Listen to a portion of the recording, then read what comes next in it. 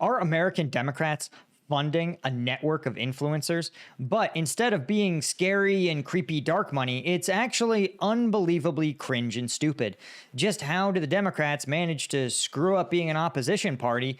Well, we're going to find out. I'm Paul, U.S. Army combat veteran. Slap that subscribe button and let's get into it. Okay, so once again, we talked earlier on this channel how actually Russia and RT was exposed, this was probably about a year ago, for funneling large sums of money to right-wing creators to parrot pro-Russian talking points, right? Talking points that they actually already were parroting. But the Democrats apparently are trying to do the same, but they're doing a terrible job of it because, well, they have no idea what the influencer economy actually is. See, recently, an organization called Chorus, which bills itself as a creator-led nonprofit organization dedicated to helping content creators expand their reach and educate their audiences about news and public policy issues that impact their lives. They recruit, train, and support independent online voices and build the next era of online news and conversation. And what this is code for is that Chorus is a nonprofit funded by Democrat donors who are essentially looking to buy political content creators that already produce somewhat aligned left-wing content. And what's fascinating is not that this happened, right? That they're looking to subsidize some of these creators, but that many of them, it just reflects the fact that this is being done like in a ham-handed, cheesy, dumb, amateurish way. And there's a couple of reasons why I say this. The first is who they went after. They went after TikTokers. Now, I understand that TikTokers get a lot of views. In fact, I pulled up some of the creators they were looking to partner with, right? A non-binary content creator from Columbus, Ohio named Lorenzo with 800,000 followers on TikTok, a public defender with 200,000 followers on TikTok, a guy named Aaron Parnas, who again has 4.3 million followers on TikTok. But what I want to show you guys is the view counts of these videos. And while Aaron Parnas is actually pretty large, getting, averaging probably around 200 to 250,000 views a video, right? And but some of them are actually really small, like Eliza Orleans, who you see, she's getting sometimes less than 10,000 views per TikTok, which is very low. And again, you're looking at something similar for this person, Lorenzo, who's getting, again, often under 100,000 views a video. But what's important to understand is that TikTokers simply aren't, they don't have the relationship with the fans that a podcaster does. And this is one of the things that I love about you guys, that I love about doing this. You can see that, in these videos, we spend 8 to 12 minutes together in a short form video, right? And like, you guys get to pop into the comments, we interact, right? I've got Combat Vet News, right? My version of Patreon, because I don't even want someone like Patreon to have leverage over my content because I value my independence that much. But all of that, right, it means that I feel like you guys are real fans. Does that make sense? And I think that's true because we see it in advertisers, right? When advertisers want to get an influencer deal, they don't go to TikTokers. It sounds preposterous, but it's true. They don't go to these TikTokers because they don't convert. Because think about how you watch a TikTok video. You watch it for, what is your interaction? 20 to 30 seconds per video. The average person watches probably over 100 TikToks an hour would be my guess. And so, or at least encounters over 100 TikToks an hour. So if you browse TikTok for 2 hours, you're seeing 200 different creators potentially. The relationships just aren't that strong, right? It's one of the reasons why some of the biggest content creators, the most popular, are actually streamers, because people will spend hours and hours and hours with their favorite streamer online. And this interaction, this dynamic is something that, if you are in the creator ecosystem, if you are a real fan, you understand it intuitively, right? How many of you guys watched any of my short content ever? Like drop it in the comments, drop it in the chat if you've encountered my short content at all, right? Because you're like, why would I watch the short content? Yeah, We're here to explain things. We're here to figure things out.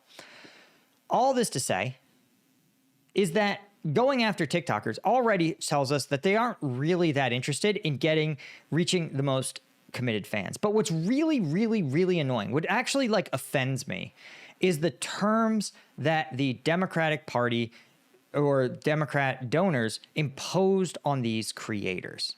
Okay? It's insane. So Chorus, right, who is funded by a group called the 1630 Fund, but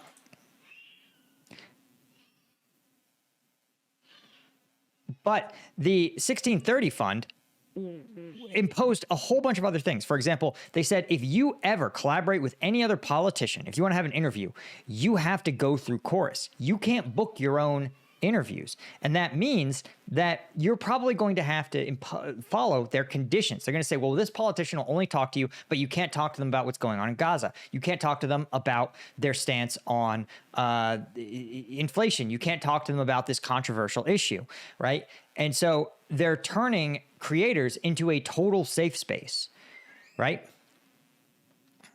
They're also going to force them to say, hey, let's say a controversial left-wing politician like Zoran Mamdani wants to come on to one of these people, which again, TikTokers can't do interviews. Do you see any of these as an interview?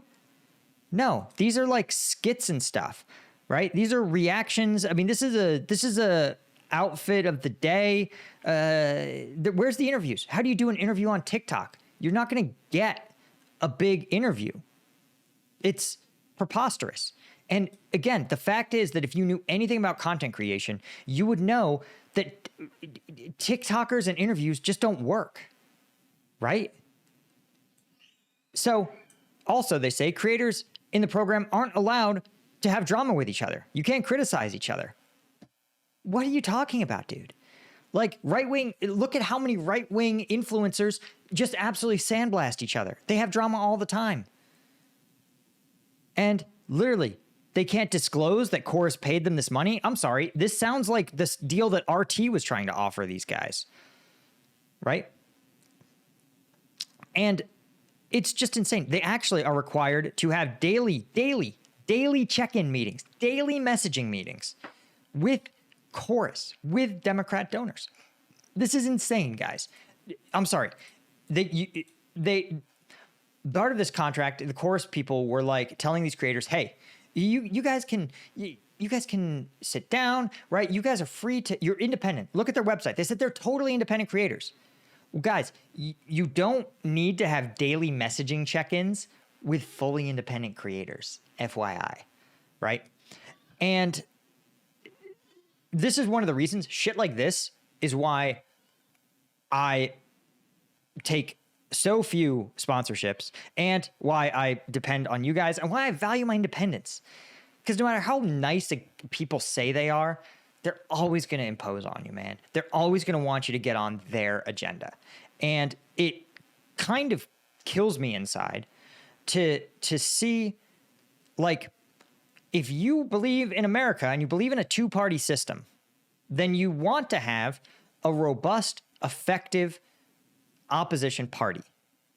Like, I don't want to live in a world where there are one-party states, one-party countries. Like, I'm sorry, it's just not good. You end up with a level of corruption that really isn't very good. It's not healthy for states. And it's not healthy for states or countries.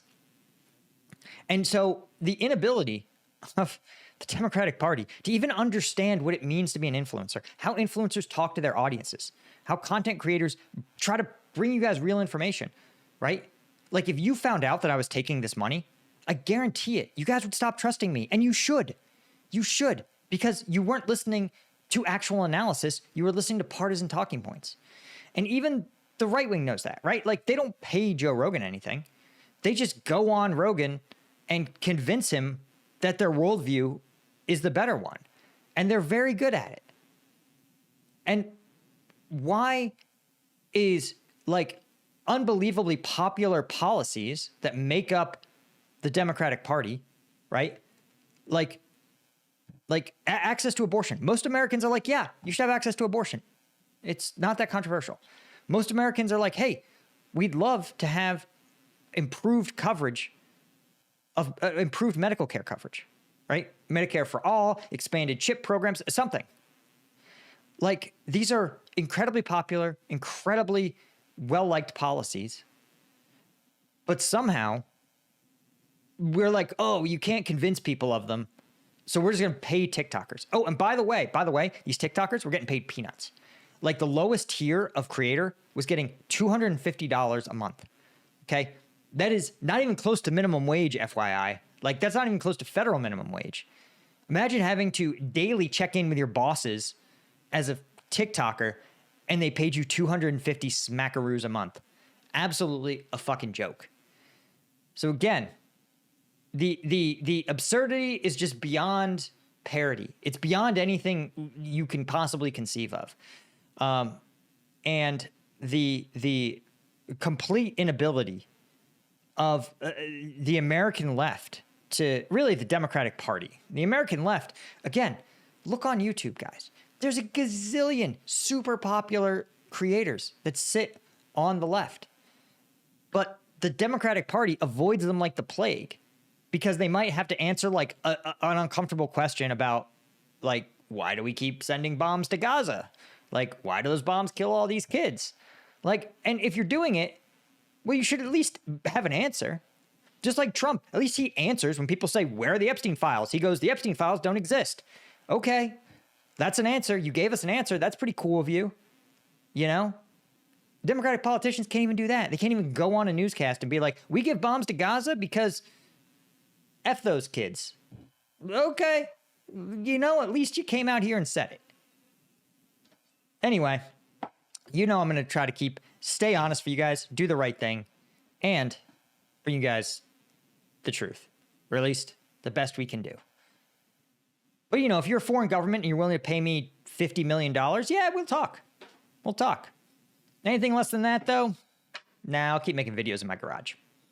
Guys, if you appreciate my content and you want to support me and keep me independent, you can do so by subscribing at combatvetnews.com. This is functionally my Patreon or my Substack, where twice a week we drop uncensored combat videos as well as Q&As for members. A huge thank you to our Colonel tier members, guys like Henry Russier, I Just Guy Called Chris Rossi, Ale90, Sergey Zinchenko, D. Stewart, and all of our Lieutenant tier members. We couldn't do it without you guys. Thanks so much. I'll see you in the next one. Cheers.